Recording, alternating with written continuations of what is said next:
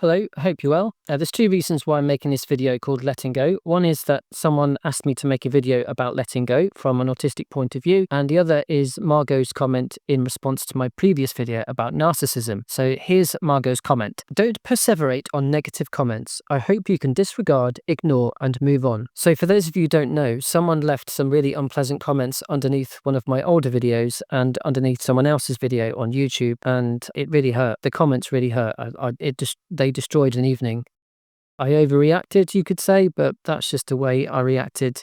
I perseverated. I had to look up what perseveration means, and here's the definition I found. Perseveration is when a person has repetitive thoughts and dwells on negative incidents, causing them to become stuck. Apparently, this is a common autistic trait, although until I started reading about perseveration for this video, I had always thought that thought looping, that rumination, was an OCD trait. And I'm pretty certain that I have OCD, obsessive compulsive disorder, in addition to being autistic and having ADHD. So yeah, it's a revelation to me to find out that perseverating, ruminating, thought looping is something that plenty of autistic people experience. So that in itself has been a comfort to me, and I'm going to share examples in this video of perseveration in my own experience, and towards the end of the video give some tips, advice that you might find useful, you might not. Let's see how the video pans out, and hopefully it'll be as entertaining as always, but hopefully useful as well. So 3 examples. The first one I want to share is my wedding speech. Now the first video on my channel is called Wedding Nightmare. If you haven't seen it, it's basically how I screwed up my wedding speech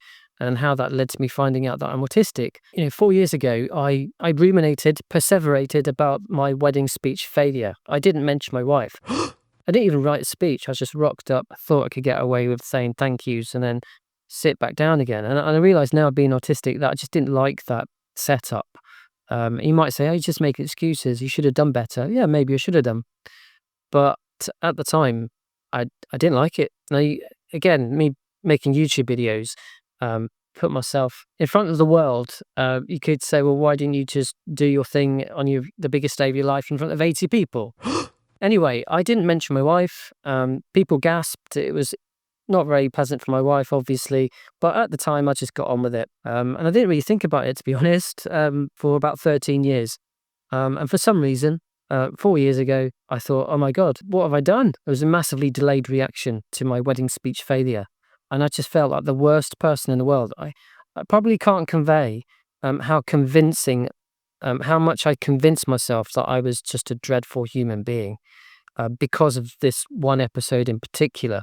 I've done other things that I regret, but even if I'd lived a perfect life up until that point, and since then, this one failure was enough to send me into a pit of despair, otherwise known as perseveration.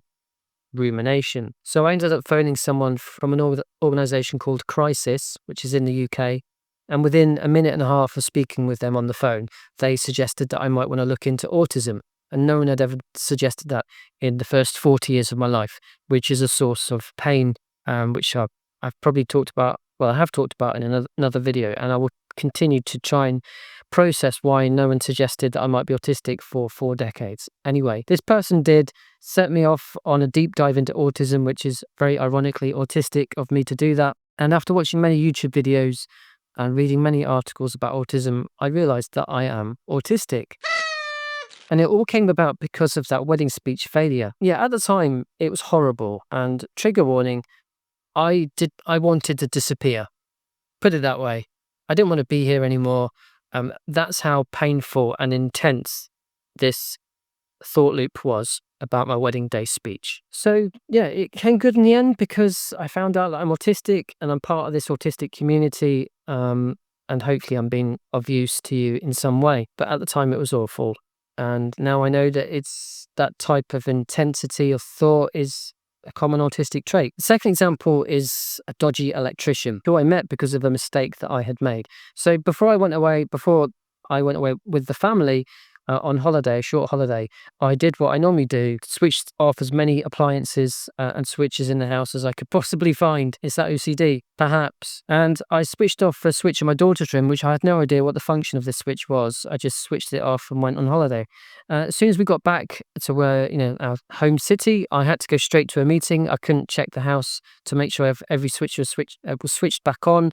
And my wife called me and said, some of the lights in the house aren't working. Is there a switch that I need to switch on? I thought I had to accurately describe where the switch was. Turns out that I didn't. My wife hadn't found the switch. I just assumed that she had found the switch. Even though the lights still weren't coming on, I just assumed, there's a power cut. There's a power cut that's happened since we've been away on holiday. Didn't even check that my wife had switched it back on, which is bizarre given how much effort I put into checking the switches in every single room in the house before we went away. Anyway, 2 days later, my wife hired an electrician. 3 days later, the electrician with another electrician couldn't find the fault. No, they did. And then, having ripped up many, many floorboards in the house, they said, oh, yeah, I remember now. They said it was rats, or rats must have got chomped on the wires. It turned out that they found the isolator switch that I had switched off, but were too ashamed to admit that it took them 3 days to find it. And they charged us £800 to effectively switch on a light, switch an isolator switch back on, having ripped up all these floorboards. £800. I knocked them down to £600. Wasn't very happy about that, as you would expect. And I spent about 6 years ruminating on that because it was £600 that we could have spent on something far more valuable than switching a switch back on. I just felt terrible because, I'd let my wife down again. Within those 6 years, I just had this thought, this regret about that electricity episode. And I wish I could have just, during those 6 years, switched it off. The last one then is hair. Yeah, specifically my hair in a photograph. I had my photo taken at a May ball, which is a posh do at university, and I had my picture taken with a woman a female student who welcomed me into the university. So she was a year above, and I didn't have a girlfriend, and I wanted to have a nice picture to basically show off. So look at me in my tuxedo, which cost £10 from a charity shop. And, feels like cardboard, looks like cardboard. I got the picture and a strand of hair was across my forehead. And I thought, oh no, it doesn't look right. I'm not the dashing fellow that I was hoping to be. And I spent ages ruminating on this strand of hair. I even got the strand of hair digitally removed at the Photoshop. That's how vain I was. And I spent ages thinking about this photograph. And my cat is distracting me. Cat wants to say hello, Pepsi. So moving on from that, having ushered the cat into another room, perfectionism. So perfectionism is something that I would relate to obsessive compulsive disorder, but I'd also relate it to being autistic because, being autistic, I want things to be right. I want things to be thorough. I want there to be no conflict. And that can come down to me overanalyzing how I say hello to people and whether I say hello to everyone in a group or say goodbye to them at the end of an evening. So if I've been to the pub, which is more and more rare these days because I'm autistic and I allow myself more and more alone time, if I was at the pub and wanted to say goodbye to everyone, I'd want to say goodbye to everyone. I wouldn't want to miss anyone out, and I'd want to make sure I say hello, goodbye in a polite way, and I don't want any misinterpretation. I want everyone to understand each other. I've mentioned this so many times in previous videos, and I think it comes back to perfectionism, wanting things to be just so, and also I don't want people to be upset, and hyper empathy. I don't want people to go away, to go back home after that evening out and think, oh, Neil didn't say goodbye to me, how dare he? Now they probably wouldn't care less, but probably just assumed that I'd gone early or whatever. But I can't get out of that habit of thinking I've got to do things absolutely right. And even though I know that, life is not perfect, it's never going to be perfect, I strive to make things as good as they can be. So anyway, perseveration isn't necessarily negative. So there's an awful leap into my next point. Perseveration, I've just found out, can be positive. So here's something I read on the internet. Perseverative cognition is not necessarily negative. Autistic people are renowned for being tenacious and seeing through ideas others might give up on. So to give you an example, a few days ago I was on holiday with the family and my daughter had the task of writing a rap song about one of her friends. One of her other friends had suggested that they do this Taskmaster series of tasks, or mimic the TV program. So if you've not seen Taskmaster, which I actually haven't seen, I've heard about it, then yeah, go check it out on my recommendation, even though I've not seen it. So anyway, my daughter had to write this rap song. Great idea. Why not? Good fun. Having said that, I'd never written a rap song until my daughter had describe this idea until we started rapping in a forest in Wales when she played this rap beat loop on her phone, and I was rapping like Eminem, or not. I was rapping like a middle-aged man, not knowing what he's doing. But it was great fun, and with my wife, the three of us, my daughter, my wife, and I, we co-wrote this rap song about one of my daughter's friends, and the performance of that song apparently went down really well. And I was so inspired by this that I decided to write my first ever rap song on my own about pigeons, and I just couldn't get this thought out of my head. I've got to write this song, this rap song about pigeons, and I've made it. I've got it out of my system. I don't need to ruminate on it anymore. That thought loop, I've got to make this rap song, was positive, although the song's obviously, it's called Pigeons. It's very silly. You can be the judge whether it's decent or not, because I'll put the link down below. But, without that mindset, that fun project wouldn't have existed. So it can be a driver. And there's a big overlap with hyperfocus. I get that. I say I get that quite flippantly. I should possibly do a deep dive into hyperfocus and perseveration and how they overlap. But anyway, the rap song is my example of how perseveration might be a good thing. But to conclude, I just want to quickly run through some tips about how you might deal with rumination, perseveration. And the first one is go on YouTube and find videos about perseveration, about rumination, about thought loops, and hear other people's stories, and or talk with people who might have experienced similar, or not. Just talk with them. That's very obvious advice. But don't suffer it on your own. I did, until I phoned crisis that time, and that made me realize I'm autistic.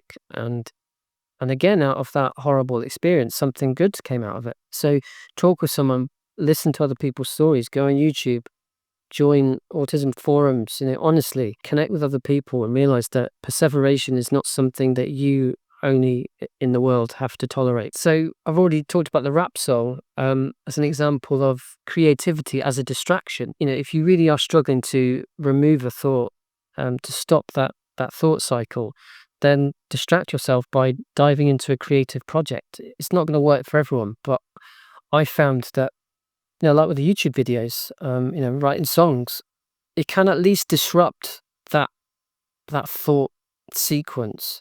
You're thinking about something else, something that brings you joy. So, possibly a very obvious piece of advice to share, but, I'm sticking with it. A link to that, using disappointment as a reason to do something positive. Now, for me, again, an example is a creative one. I made Teddy Scare, my awful horror film, because I'd spent all this money turning a light switch back on. I thought, right, I'm going to invest a much smaller amount of money making a film that brought me a lot of joy. The film is dreadful, but I had so much fun making it. And Teddy Scare led to Teddy Scare 2, which I made with my kids. No budget, arguably a better film. You can watch that one too if you want. It's about 2 minutes long. But the point I'm trying to make is the film Teddy Scare 2 that I made with my kids a few years ago, and we had a great time. That great time would never have happened if that electricity episode and subsequent rumination hadn't happened.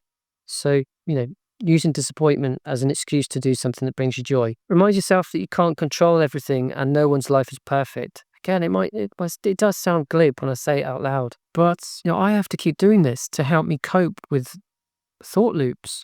You can't make everything perfect. Things go wrong, and you can't control everything, and no one's life is perfect. I'm saying it in an agitated way now, as if to convince myself. So it's not just me saying, listen to me, I am so wise. Saying it to myself or saying it to camera is a way to convince me that I should remind myself that no one's life is perfect and you can't control everything. And finally, remind yourself that rumination, perseveration is temporary. This too shall pass, and it will pass. And when I had that intense rumination because of my wedding speech, to the point where I didn't want to be here anymore, I thought it would last, unless I did the worst thing possible, I thought it would last forever. But it didn't. It stopped. And sometimes just reminding yourself that, definitely remind yourself that it will pass. That thought alone can disrupt the chain and free your mind so you can think about other things and and not suffer. So these tips, these pieces of advice aren't groundbreaking, but they're honest, and they're the ones that I need to remind myself to use, because I think I will perseverate again. I'm autistic. I'm not going to stop being autistic. I believe I have OCD as well, but I've not taken the time to investigate that. That's for another day. On that note, I'll leave you to it. Thank you so much for bearing with me. It's been a bit all over the place, this video, but I'm glad that someone suggested that I make a video about letting go. I think it's a really important topic in terms of autism and our autistic experiences. If there's one thing in this video that I've said that is helpful, then that's job done. And if you've got any other suggestions for videos, as always, leave them in comments underneath this video or email me. Email's in the description. And yeah, in the meantime, take care of yourself. Bye.